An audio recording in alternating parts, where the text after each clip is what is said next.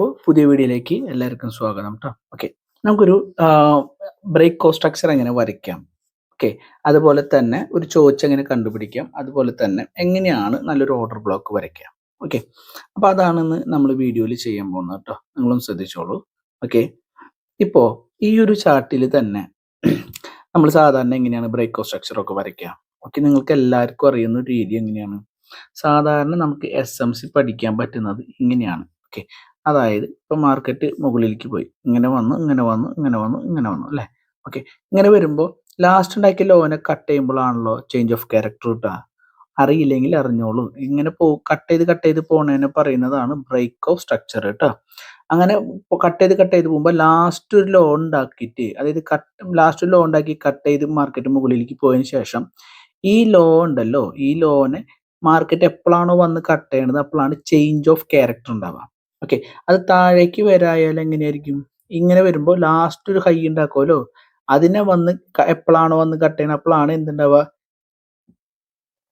Change of character ഉണ്ടാവുക കേട്ടോ.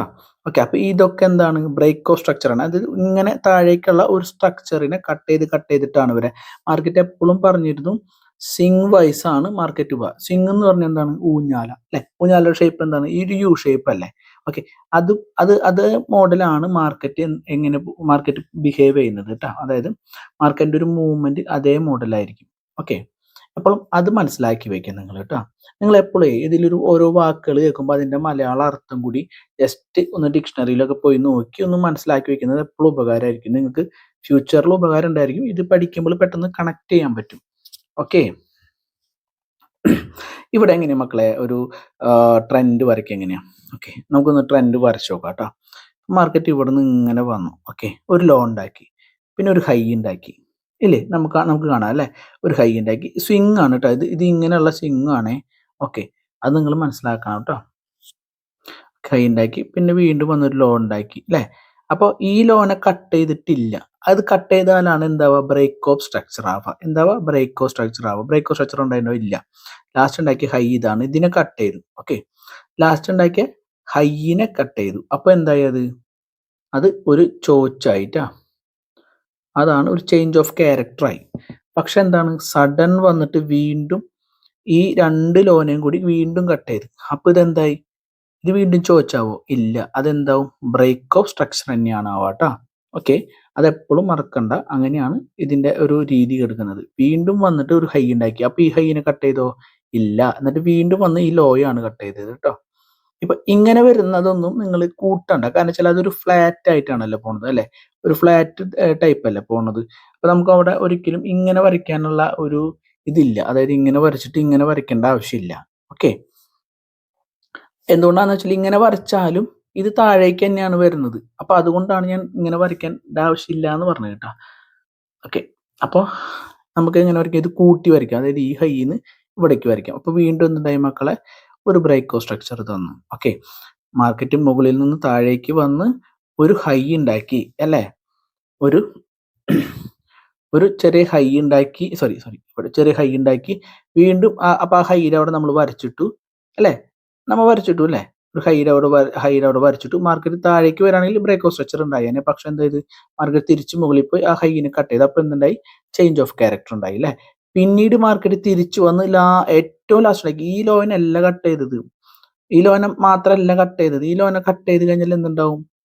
സാധാരണ ഈ ലോനെ കട്ട് ചെയ്താൽ വീണ്ടും ക്യാരക്ടർ ചേഞ്ച് ആയി എന്നാണ് അർത്ഥം കേട്ടോ. ഈ ലോനെ കട്ട് ചെയ്യുകയാണെങ്കിൽ വീണ്ടും ചോദിച്ചാണ് ഉണ്ടാവുക. കാരണം ക്യാരക്ടറിന് ആ ചേഞ്ചസ് വരുത്തിക്കൊണ്ടിരിക്കുകയല്ലേ. അപ്പൊ അതെന്താവും? ചേഞ്ച് ഓഫ് ക്യാരക്ടർ ആയിക്കൊണ്ടിരിക്കും. പക്ഷെ ഇവിടെ എന്താ നടക്കുന്നത്? അങ്ങനെയാണോ? അല്ല. ലാസ്റ്റ് ഉണ്ടാക്കിയ ലോനെ കട്ട് ചെയ്ത്.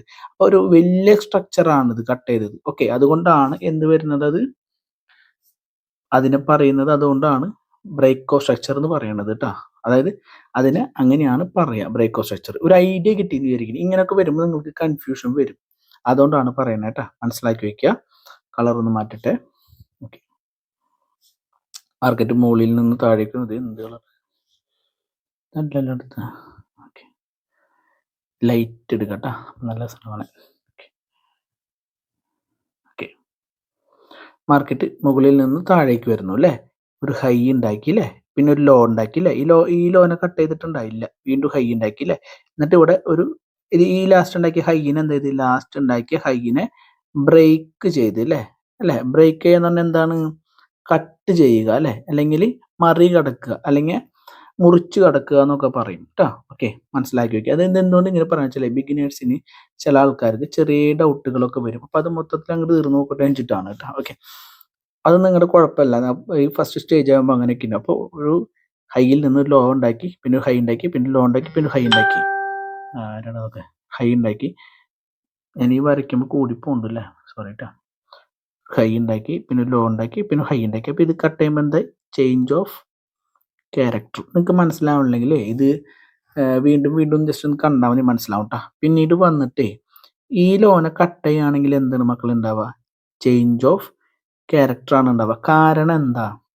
ഒരു സ്ട്രക്ചറാണ് മാറുന്നത്. അതായത് ഇങ്ങനെ ഇങ്ങനെ ഇങ്ങനെ ഇങ്ങനെ വരികയാണെങ്കിലാണ് ഇത് എന്താണ് ബ്രേക്ക് ഓഫ് സ്ട്രക്ചർ ആവുക. കാരണം ഒരു രീതിയിലല്ല, ഒരേ പാറ്റേണിലല്ല ഇതല്ലേ വരുന്നത് രീതിയിൽ. അപ്പൊ അതിന്റെ എന്താണ് ലോനെ കട്ട് ചെയ്ത് വരുമ്പോൾ എന്താണ് അത് ആ ഒരു ക്യാരക്ടറിനെ അല്ല സോറി ക്യാരക്ടറിനല്ല, അതൊരു ബ്രേക്ക് ഓഫ് സ്ട്രക്ചറാണ്. ഓരോ സ്ട്രക്ചറിന് അതിന്റെ രൂപത്തിനെ കട്ട് ചെയ്തല്ലേ വരുന്നത്. അപ്പൊ അതുകൊണ്ടാണ് ബ്രേക്ക് ഓഫ് സ്ട്രക്ചർ എന്ന് പറയുന്നത്.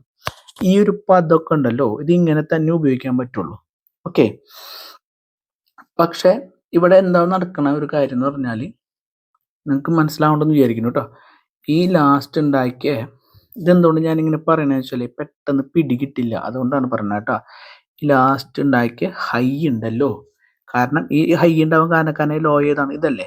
ഓക്കെ, ആ ഹൈ നമ്മൾ വരച്ചിടുന്ന എപ്പോഴും പറഞ്ഞിട്ടുണ്ട്, ഇവിടെയും വരച്ചിടണം എപ്പോഴും. ഓക്കെ, ഈ ഹൈ വന്ന് കട്ട് ചെയ്യുമ്പോൾ ഇത് എന്തായി?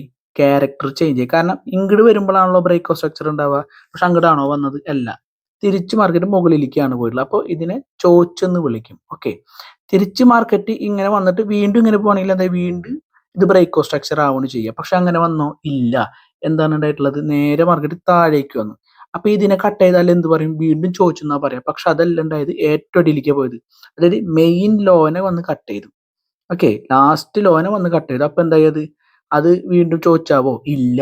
അതിനെ ബ്രേക്ക് ഓഫ് സ്ട്രക്ചർ എന്നാണ് പറയാട്ടോ. കാരണം എന്താ? ഓവറോൾ ആണ് നമ്മൾ നോക്കപ്പോ. എങ്ങനെയാണ് ഓവറോൾ നോക്കാം മക്കളെ? മുകളിൽ നിന്ന് എടുത്തിട്ട് ഇങ്ങനെയാണ് നോക്കാട്ടാ, ഇങ്ങനെയാണ് നോക്കാട്ടാ. ഓക്കെ, മനസ്സിലാവേണ്ടെന്ന് വിചാരിക്കുന്നു. അപ്പൊ ഇതിന്റെ ഉള്ളിൽ നടക്കുന്നത് എന്തായി? ഇന്റേണൽ ആയി.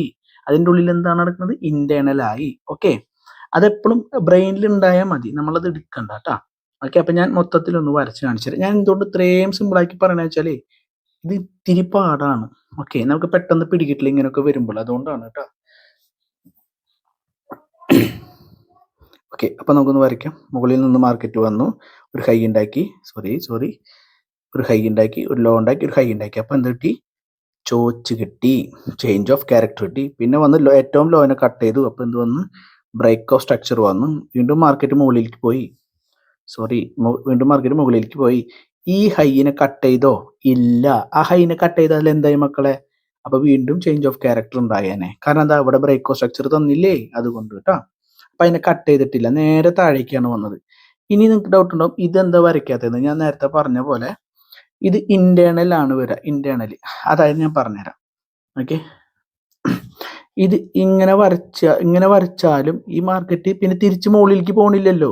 ഇല്ല, അത് താഴേക്ക് തന്നെയല്ലേ വരുന്നത്. അപ്പൊ ഈ രണ്ട് വരയുടെ ആവശ്യമില്ല എന്നാണ് പറയുന്നത്. എന്തായാലും താഴേക്ക് വരുന്നത്, അതായത് ബ്രേക്ക് ഓഫ് സ്ട്രക്ചർ ആവാനാണ് പോകുന്നത് അല്ലെ. നമുക്കത് കാണുന്നു. കാരണം നമ്മൾ ട്രെൻഡ് ലൈൻ വരയ്ക്കുക എങ്ങനെയാ? അത് ഫോം ആയതിനു ശേഷമല്ലോ ട്രെൻഡ് ലൈൻ വരച്ചിട്ട് ഫ്യൂച്ചർ പ്രഡിക്റ്റ് ചെയ്യുന്നത്. അപ്പോൾ അത് ഈ രണ്ടെണ്ണം ഇങ്ങനെ വരയ്ക്കുന്നതിലും ഏറ്റവും നല്ലതല്ലേ ഒരെണ്ണം വരയ്ക്കുന്നത് അല്ലേ. അതുകൊണ്ടാണ് ഞാനത് അങ്ങനെ എടുക്കാൻ പറയുന്നത് കേട്ടോ. അപ്പൊ ഇതെന്തായി? വീണ്ടും ബ്രേക്ക് ഓഫ് സ്ട്രക്ചർ ആയപ്പോൾ 1 2 ബ്രേക്ക് ഓഫ് സ്ട്രക്ചർ കിട്ടി അല്ലേ. ഓക്കെ, പിന്നീട് ഈ ലാസ്റ്റ് ഉണ്ടാക്കിയ ഹൈനെ ബ്രേക്ക് ചെയ്യാണ് അല്ലേ. ഈ ഹൈനെ ബ്രേക്ക് ചെയ്യല്ലേ. ലാസ്റ്റ് ഉണ്ടാക്കിയ ലോനെ ലാസ്റ്റ് ഉണ്ടാക്കിയ ഹൈനെ ബ്രേക്ക് ചെയ്യുമ്പോൾ എന്തായി മക്കളെ? അത് ലാസ്റ്റ് ഉണ്ടാക്കിയ ഹൈനെ ബ്രേക്ക് ചെയ്യുമ്പോൾ, കാരണം ഇത്രയും നേരം ബ്രേക്ക് ഓഫ് സ്ട്രക്ചർ വന്നിട്ട് ലാസ്റ്റ് ഉണ്ടാക്കിയ ഹൈനെ ബ്രേക്ക് ചെയ്തു. ഈ ലോനെ ബ്രേക്ക് ചെയ്താൽ എന്താണ്? ഫസ്റ്റ് ഇതിനെ ബ്രേക്ക് ചെയ്യല്ലേ. ഫസ്റ്റ് ഇതിനെ ബ്രേക്ക് ചെയ്യുമ്പോൾ എന്തായി? അത് ചോച്ചായി. അപ്പൊ ഇത് എന്താവും എന്ന് ചോദിച്ചാൽ അത് ചോച്ചിൽ തന്നെ പെടും. കാരണം ചേർത്താണ് കട്ട് ചെയ്തേക്കുന്നത് കേട്ടാ. ഓക്കെ, ചേർത്താണ് കട്ട് ചെയ്തിരിക്കുന്നത്. അപ്പൊ എന്തായി? അത് ചേഞ്ച് ഓഫ് ക്യാരക്ടറായി. ഓക്കെ, അതിപ്പോ ഡയറക്റ്റ് വന്ന് കട്ട് ചെയ്താലും, അതായത് ഇതിനെ കട്ട് ചെയ്താലും ഇതിനെ കട്ട് ചെയ്താലും ഒറ്റയടിക്ക് കട്ട് ചെയ്യുന്നതുകൊണ്ട് അത് ചേഞ്ച് ഓഫ് ക്യാരക്ടറായി.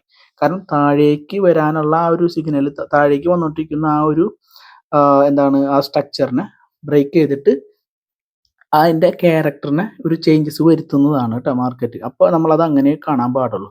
ഓക്കെ, വീണ്ടും മാർക്കറ്റ് വന്നിട്ട് ഇങ്ങോട്ട് വന്നു, താഴേക്ക് വന്നു. അപ്പോൾ അതെന്തായി മക്കളെ, വീണ്ടും ഈ ലോനെ വന്ന് കട്ട് ചെയ്തു.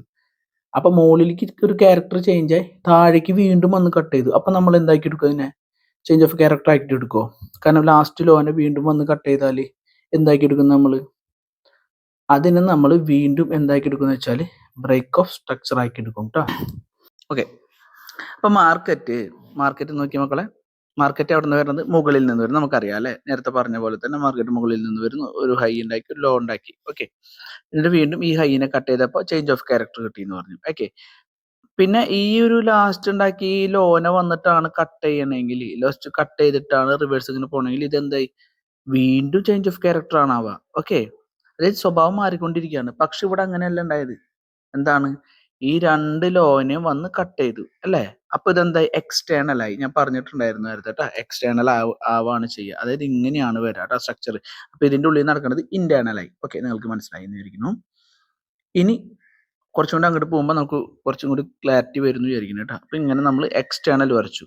ഓക്കെ, തിരിച്ച് വീണ്ടും ഈ ഒരു ഹൈ ഉണ്ടാക്കി. അപ്പൊ ഈ ഹൈനെ കട്ട് ചെയ്തിട്ടില്ല കേട്ടോ. അപ്പൊ വീണ്ടും ഈ ലോനെ കട്ട് ചെയ്തപ്പോ എന്തായി, ഇപ്പൊ രണ്ട് ലിക്വിഡിറ്റി മുകളിലുണ്ട് കേട്ടോ. ഓക്കെ, അപ്പൊ ഇത് കട്ട് ചെയ്തപ്പോ എന്തായി, ഇത് രണ്ടും എന്തായി മക്കളെ, രണ്ടും ബ്രേക്ക് ഓഫ് സ്ട്രക്ചർ ആയിട്ട് ഇതും ബ്രേക്ക് ഓഫ് സ്ട്രക്ചർ ആയി. ഓക്കെ, തിരിച്ച് മാർക്കറ്റ് വന്ന് ഈ രണ്ട് ഹൈനെ വന്ന് കട്ട് ചെയ്ത്, അപ്പൊ ഇതെന്തായി, മൊത്തത്തിൽ കൂട്ടി വരയ്ക്കുകയാണെങ്കിൽ ചേഞ്ച് ഓഫ് ക്യാരക്ടർ ആയി അല്ലേ? ക്യാരക്ടർ ചേഞ്ച് ആയി.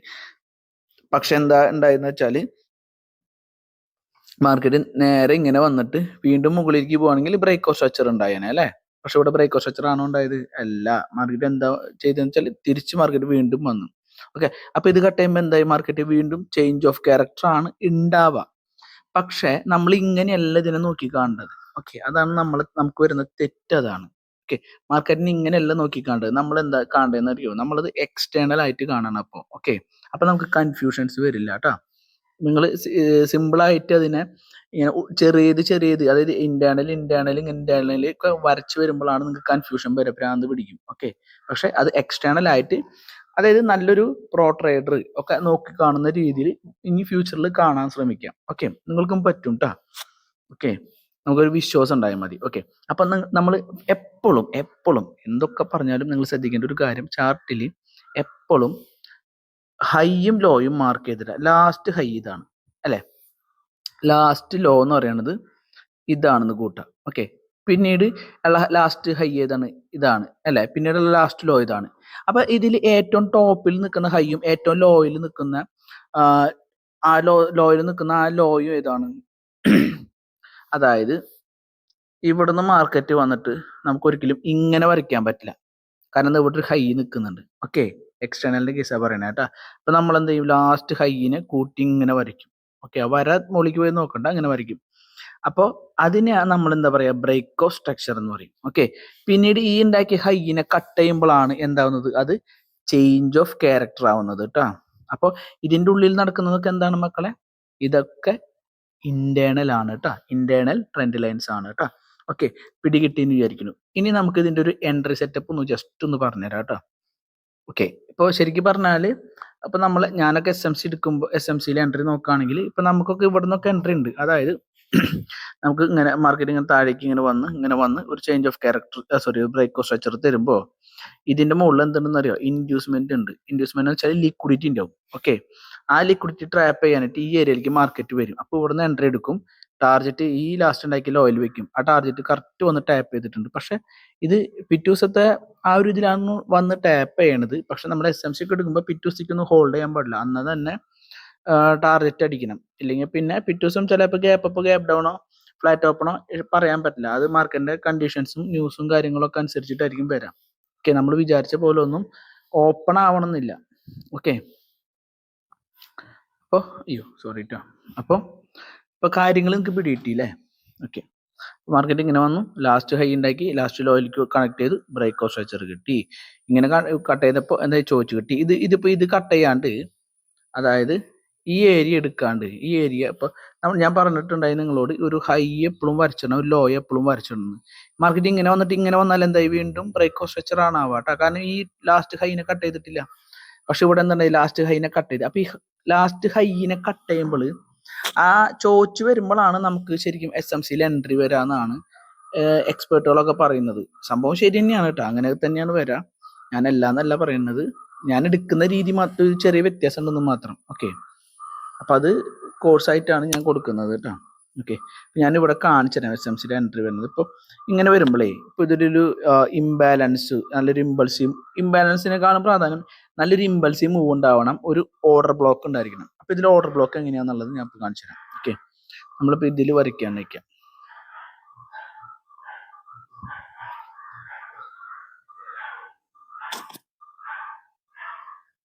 ഓക്കെ, ഓർഡർ ബ്ലോക്ക് വരയ്ക്കുക എങ്ങനെ, ഇതാണ് ഇതിൻ്റെ ഒരു ഓർഡർ ബ്ലോക്ക് വരുന്നത് കേട്ടോ. ഓക്കെ, പിടിയിട്ടുണ്ടെന്ന് വിചാരിക്കുന്നു കേട്ടോ. ഓക്കെ, ഇതാണ് ഓർഡർ ബ്ലോക്ക്. അത് ഓർഡർ ബ്ലോക്ക് ആക്കി വരയ്ക്കാനുള്ള കാരണം എന്താ മക്കളെ? ഇവിടെ ഒരു നല്ല ഇമ്പൾസീവ് മൂവ് ഉണ്ട്. ഈ കളർ തന്നെ ക്യാൻഡലിൽ കണ്ടില്ലേ, ഒരു ഇമ്പൾസീവ് മൂവ് ആണ് കേട്ടോ നടത്തുന്നത്. ഓക്കെ, ഇമ്പൾസീവ് മൂവ് ആണ് നടത്തുന്നത് ഈ ഒരു റെഡ് ക്യാൻഡിൽ കേട്ടോ, ഈ റെഡ് ക്യാൻഡിൽ. ഓക്കെ, കാണാൻ പറ്റുന്നുണ്ടെന്ന് വിചാരിക്കുന്നു കേട്ടോ. ഓക്കെ, ഒരു ഇമ്പൾസീവ് മൂവ് ഉണ്ട്. അപ്പോൾ അതിന്റെ തൊട്ട് മുകളിലുള്ള ലാസ്റ്റ് ഹൈ ഉണ്ടാക്കിയിട്ടുള്ള ആ ക്യാൻഡിലാണ് എന്ത്, ഓർഡർ ബ്ലോക്ക് ആക്കി നമ്മൾ വരയ്ക്കാം. ഓക്കെ, ഇനി എന്താണ്, ഈ ഓർഡർ ബ്ലോക്കിന്റെ തൊട്ട് മുമ്പിലേക്ക് അല്ലെങ്കിൽ ആ ഒരു ഓർഡർ ബ്ലോക്കിലേക്ക് മാർക്കറ്റ് മിറ്റിഗേറ്റ് ചെയ്യാൻ വരും. ഓക്കെ, അപ്പോഴാണ് നമ്മൾ എൻട്രി എടുക്കുക. അപ്പൊ നമ്മൾ എപ്പോഴും എൻട്രി എടുക്കുമ്പോഴും ഇപ്പോൾ എന്താ, അതിന്റെ മുകളിൽ അതിന്റെ എടുത്തോ വലിയ ലിക്വിഡിറ്റി ഇംബാലൻസ് ഉണ്ടോ എന്ന് നോക്കാം. അപ്പോൾ ഒന്ന് ഇംബാലൻസ് ഉള്ളത് ഇവിടെയാണ്. ഓക്കെ, അല്ല ഈ ഒരു സൈഡിലാണ് ഇംബാലൻസ് ഉള്ളത്. അതുപോലെ തന്നെ ഈ ഒരു ട്രെൻഡ്, ഈ ഒരു താഴേക്ക് വന്ന ട്രെൻഡിൽ എന്തുണ്ട്, ലിക്വിഡിറ്റി ഉണ്ട്. ഓക്കെ, അപ്പൊ മാർക്കറ്റ് തിരിച്ച് വന്ന് ഇവിടെ വന്ന് ഈ ലിക്വിഡിറ്റി എടുത്തിട്ടായിരിക്കും മാർക്കറ്റ് താഴേക്ക് വരാം. ഓക്കെ, നമുക്കത് ഇതിൽ നടന്നിട്ടുണ്ടോന്നൊന്ന് നോക്കാം കേട്ടോ. നടന്നിട്ടില്ലെങ്കിൽ ഞാൻ പറഞ്ഞു മൂഞ്ചു. ഞാനിപ്പോ ഏതോ ഒരു ചാർട്ട് ഇട്ടത് ശരിക്കും പറഞ്ഞത് വരച്ച് കാണിക്കുന്നത്. സാധാരണ അങ്ങനെ നടക്കാറ് കേട്ടോ. ഒരു മിനിറ്റ്, സാധാരണ അങ്ങനെയാണ് നടക്കാറ് ഉണ്ട്. പക്ഷെ ഇതിന്റെ ഹൈ എടുത്തുണ്ടോ നോക്കട്ടെ കേട്ടോ. ഒരു മിനിറ്റ്.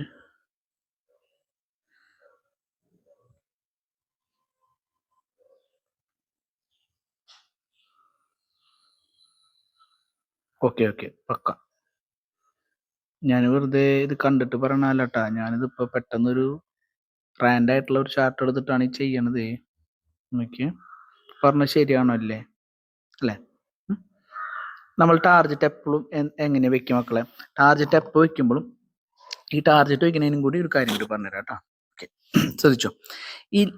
ഈ ഹൈ ഉണ്ടാക്കാൻ കാരണക്കാനായില്ലേ എന്താണ്, ഈ ചേഞ്ച് ഓഫ് ക്യാരക്ടറിൽ ലാസ്റ്റ് ഉണ്ടാക്കിയ ഹൈ ഇല്ലേ, ആ ഹൈ ഉണ്ടാക്കാൻ കാരണക്കാരനായ ലോയിലാണ് നമ്മൾ ടാർജറ്റ് വെക്കുക. ഓക്കെ, ലോയിൽ ടാർജറ്റ് വെക്കുമ്പോൾ ഇങ്ങനെ അടുപ്പിച്ച് രണ്ട് വിക്കും അതുപോലെ തന്നെ ക്യാൻഡിലും കൂടി ഒരുമിച്ച് പോലും ഈ ഒരു ഏരിയ. ഓക്കെ, ആ ഒരു ഏരിയ ശ്രദ്ധിച്ചു നോക്കിയേ.